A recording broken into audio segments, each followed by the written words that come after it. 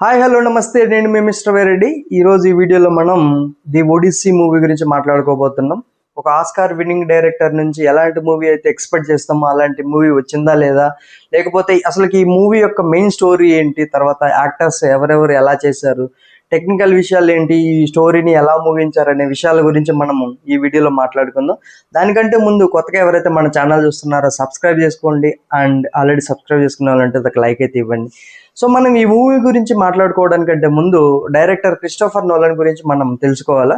So Christopher Nolan అనే వ్యక్తి ఒక డైరెక్టర్. ఆయన 30 సంవత్సరాలుగా మూవీస్ తీస్తున్నారు. ఈ 30 సంవత్సరాలుగా మూవీస్ తీస్తూ మెయిన్ అంటే మ్యాక్సిమం మూవీస్ ఆయన తీసుకున్నట్లయితే ఒకే పాయింట్ మీద రన్ అవుతాయి అనమాట. ఆ పాయింట్ ఏంటంటే, ఒక మనిషి తను ఇంటికి వెళ్ళే ప్రయాణం ఏదైతే ఉండిందో ఆ ప్రయాణాన్ని చాలా అద్భుతంగా ఉత్కంఠంగా చూపిస్తున్నారు. అందులో కొన్ని ఎగ్జాంపుల్స్ ఏంటంటే, ఇంటర్స్టెల్లార్లోని బ్లాక్ హోల్స్ నుంచి తిరిగి వచ్చే ప్రయాణం అవ్వచ్చు, తర్వాత ఇన్సెప్షన్ మూవీలో కళల నుంచి మెయిన్ లీడ్ హీరో ఎవరైతే ఉన్నారో కళల నుంచి తన ఇంటికి వచ్చే ప్రయాణం ఏదైతే ఉండిందో అలాంటి విషయాలు చాలా బాగా చూపిస్తారు. అలాంటి కోవకు చెందిందే ఈ మూవీ అని కూడా చెప్పుకోవచ్చు. The Odysseus movie main plot ఏంటంటే, సో ట్రాయ్ నగరం పడిపోయిన తర్వాత అంటే ట్రోజన్ యుద్ధం జరుగుతుంది. ట్రోజన్ యుద్ధంలో గ్రీకు వీరులు గెలుస్తారు. వాళ్ళ నాయకుడైనటువంటి ఒడిసియస్ ఆ యుద్ధం అయిపోయిన తర్వాత తన ఇంటికి వచ్చే ప్రయాణం ఏదైతే ఉందో అది ఎంత కష్టాలు పడి ఇంటికి అంటే 10 సంవత్సరాలు ఇంటికి ఎలా చేరాడు అనే దానికి ఈ మూవీ చూపించారనమాట. సో మనం చెప్పినట్టుగానే ఇంటికి తిరిగి వచ్చే ప్రయాణాన్ని క్రిస్టోఫర్ నోలన్ చాలా అద్భుతంగా చూపిస్తారని చెప్పాం కదా, ఆ కోవకు చెందింది ఈ మూవీ. సో దానితో పాటు ఇందులో 2 విషయాలు బాగా మిక్స్ చేశారు క్రిస్టోఫర్ నోలన్ గారు. సో ఆయన యుద్ధంలో ఒడిసియస్ ఎవరైతే ఉన్నారో హీరో క్యారెక్టర్ ఏదైతే ఉందో, యుద్ధంలో 10 సంవత్సరాలు యుద్ధంలో 10 సంవత్సరాలు ఇంటికి వచ్చే ప్రయాణం, ఓవరాల్గా 20 సంవత్సరాలు ఆయన రాజ్యానికి దూరంగా ఉండటం వల్ల ఆ రాజ్యంలో ఆయన భార్య అవ్వచ్చు, ఆయన కొడుకు అవ్వచ్చు, పడుతున్న ఇబ్బందుల్ని ఈయన వచ్చే ప్రయాణాన్ని, ఈ 2 విషయాల్ని చాలా బాగా మిక్స్ చేశారు. సూపర్గా అనిపించింది అనమాట నాకు.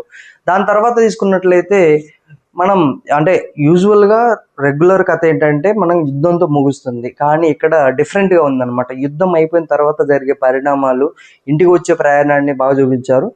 ఎక్కువ మంది ఏంటంటే మనం మామూలుగా మైథాలజీ మూవీస్ లేకపోతే జానపద కథలు ఇలాంటివి ఎక్స్పెక్ట్ చేసే వాళ్ళు ఎలా ఉంటుందంటే, యుద్ధం ఉండాలా, కత్తులతోటి ఇలా యుద్ధాలు ఉండాలని చాలా మంది కోరుకుంటారు. కానీ అలా కోరుకునే వారికి ఈ మూవీ అనేది కరెక్ట్గా సూట్ అవ్వదు. ఎందుకంటే యుద్ధం అయిపోయిన తర్వాత జరిగే కథ కాబట్టి ఇది. సో ఆ వచ్చే ప్రయాణాన్ని చాలా బాగా చూపించారనమాట. దానితో పాటుగా క్రిస్టోఫర్ నోలన్ నుంచి మనం ఎలాంటి మూవీ ఎక్స్పెక్ట్ చేయాలో అలాంటి మూవీ వచ్చింది. ఆ స్క్రీన్ ప్లే అవ్వచ్చు, తర్వాత చూసుకున్నట్లయితే బ్యాక్గ్రౌండ్ మ్యూజిక్ అవ్వచ్చు, సౌండ్ ఎఫెక్ట్స్ అవ్వచ్చు, విజువల్స్ అవ్వచ్చు, సూపర్గా అనిపించింది అనమాట. సో ఇది ఓవరాల్గా తీసుకున్నట్లయితే మూవీ. మనం ఇందులో ఈ యాక్టర్స్ ఎవరెవరు ఎలా చేశారని మనం మాట్లాడుకుంటే, ఒడిసియస్ క్యారెక్టర్లో డామన్ అనే వ్యక్తి చాలా బాగా చేశాడు. ఇతను సూపర్గా చేశారు.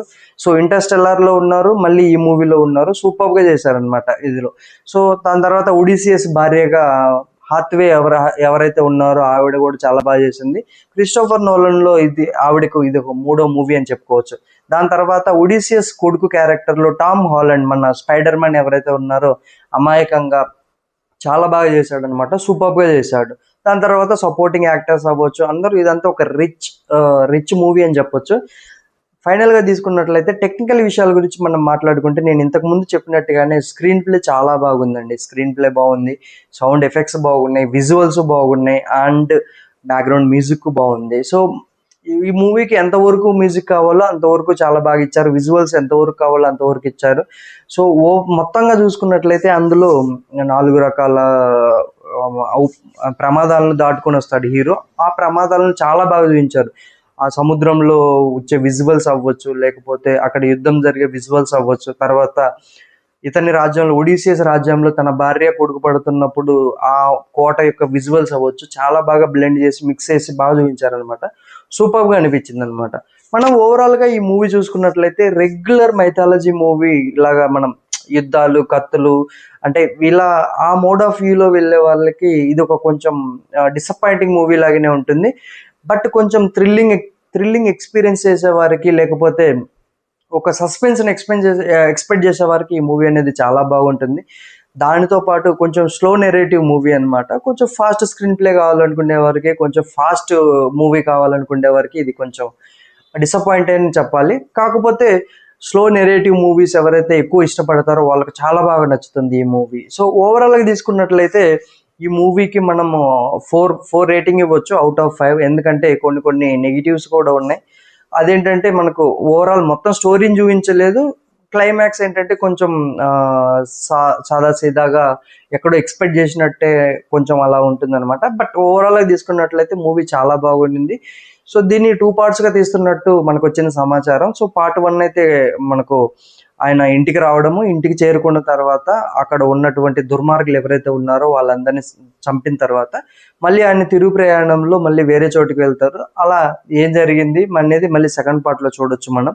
సో ఇలా ఉందన్నమాట ఓవరాల్గా మూవీ మొత్తం. ఫ్రెండ్స్, ఎప్పటివరకు నా వీడియో చూశారు కదా. ఈ వీడియో నచ్చినట్లయితే లైక్ చేయండి. కొత్తగా ఎవరైతే మన ఛానల్ చూస్తున్నారో సబ్స్క్రైబ్ చేసుకోండి. Thank you. నేను మీ మిస్టర్ వైరెడ్డి.